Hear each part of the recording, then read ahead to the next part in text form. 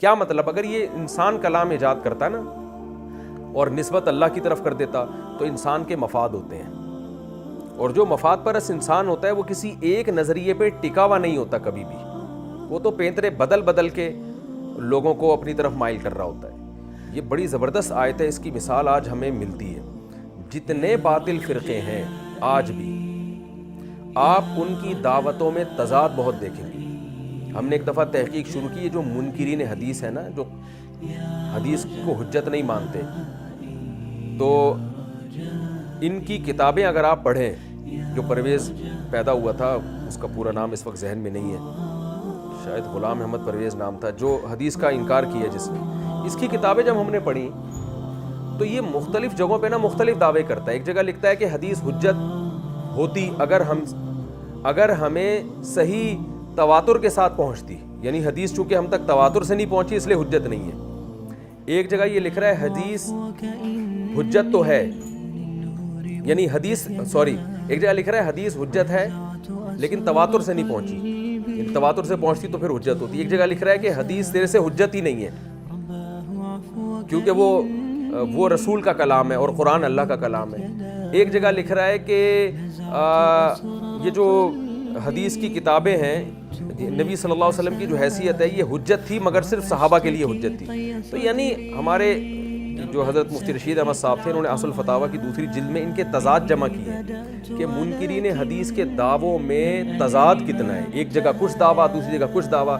حضرت نے آخر میں نتیجہ نکالا، اس سے پتہ چلتا ہے ان کا کوئی ایک نظریہ نہیں ہے، ان کا مقصد صرف لوگوں کو حدیث سے بدگمان کرنا ہے، اور اب تاکہ پھر قرآن کی اپنی مرضی کی تشریح کر سکیں۔ آپ کو یہ چیز قادیانیوں میں بھی ملے گی، آپ مرزا غلام احمد قادیانی کی کتابیں پڑھیں، ایک دعویٰ نظر نہیں آئے گا، اس کا ہر سال 2-4 سالوں کے بعد اس کے دعوے چینج ہوتے رہتے ہیں۔ کبھی کہتا ہے امام مہدی ہوں، کبھی کہتا ہے میں آخری نبی ہوں، کبھی کہتا ہے میں یعنی ایک جگہ لکھا ہے امام مہدی ہوں، اس سے لگ رہا ہے نبی نہیں ہوں، میں تو امام ہوں، پھر ایک جگہ لکھا ہے میں نبی ہوں، اور جو پیش گوئی ہیں ان میں اس قدر تضاد ہے۔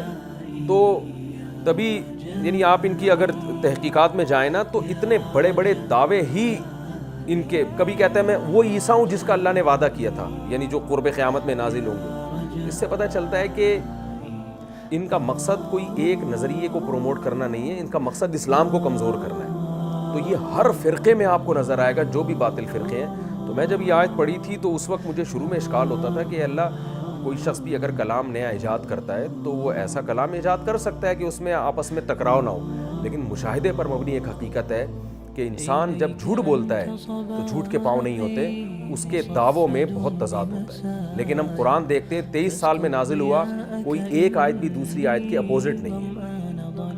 اگر ہمیں کبھی تضاد نظر آتا ہے نا تو وہ حقیقت میں تضاد ہوتا نہیں ہے، وہ تو ظاہر ہے قرآن بعض دفعہ حقیقی نسبت کر رہا ہے، بعض دفعہ کسی چیز کی طرف مجازی نسبت کر رہا ہے، تو وہ حقیقت اور مجاز کا اختلاف تو ہوتا ہے۔ جیسے کہیں قرآن کہتا ہے سب کچھ اللہ نے بنایا، اس کی مثال ایسے ہے جیسے ہم کہتے ہیں کہ بھائی جو ہے نا بہار کے موسم نے فصل اگائی ہے۔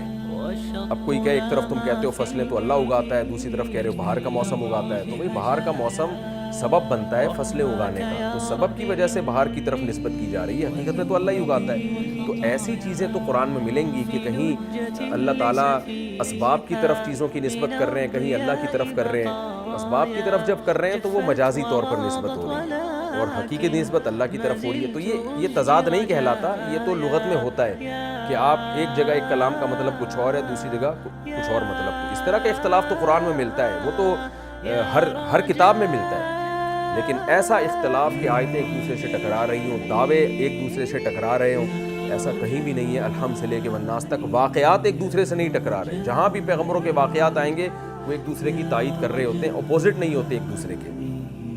تو اب کیا ہے کہ قرآن کہہ رہا ہے کہ اگر یہ اللہ کے علاوہ ہوتا، یعنی پیغمبر محمد صلی اللہ علیہ وسلم اسے خود گڑھ لیتے، معاذ اللہ جھوٹے نبی ہوتے، تو پھر اس کی آیتوں میں ٹکراؤ ہوتا، باتوں میں تضاد ہوتا۔ اللہ فرماتے اور تھوڑا بھی تضاد نہ ہوتا، بہت زیادہ تضاد ہوتا۔ وجہ کیا ہے؟ جھوٹ کے پاؤں نہیں ہوتے۔ مشہور ہے نا کہ ایک جھوٹ کو چھپانے کے لیے پھر 100 جھوٹ گھڑنے پڑتے ہیں، بالکل ٹھیک مشہور ہے۔ تو قرآن معاذ اللہ جھوٹی کتاب ہوتی تو اس میں اتنا جھوٹ ہوتا کہ پھر اس جھوٹ کو صحیح کرنے کے لیے مزید 10 جھوٹ بولنے پڑتے۔ اس لیے قرآن کہہ رہا ہے اس کا A to Z ایک ہی دعوے پر قائم رہنا اور ایک جیسی تعلیمات پر قائم رہنا، یہ خود اس کی علامت ہے کہ یہ اللہ کا کلام ہے۔ تو منافقین اور اللہ کے نافرمانوں کو چاہیے کہ اس میں غور کریں اور اس کی حقیقت کو پہچاننے کی کوشش کریں کہ واقعی یہ اللہ کا کلام ہے یا نہیں۔ جب یہ تمہارے سامنے ثابت ہو جائے گا کہ اللہ کا کلام ہے تو پھر تم اس کو فالو کرو گے اور اللہ کا حکم سمجھ کے مانو گے، پھر اس میں یہ حیل و حجت اور لیت و لعن سے کام نہیں لو۔